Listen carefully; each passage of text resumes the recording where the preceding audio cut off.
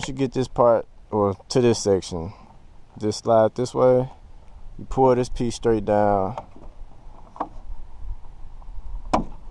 There you go. And there's another torque screw right here. Alright.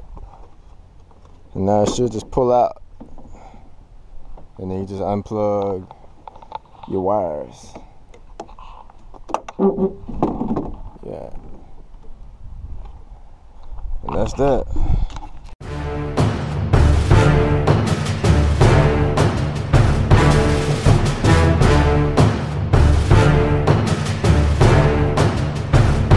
Alright, so we're testing out this tint.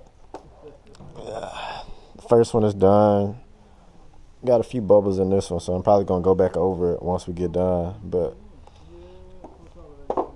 all we did was try to pick this one up, but it's knifeless tape on here, so this is how we're gonna cut it out. And once we get it on there, just gonna heat it up a little bit, cut a recess cut right through this reverse light part, and then everything else will just fold in place.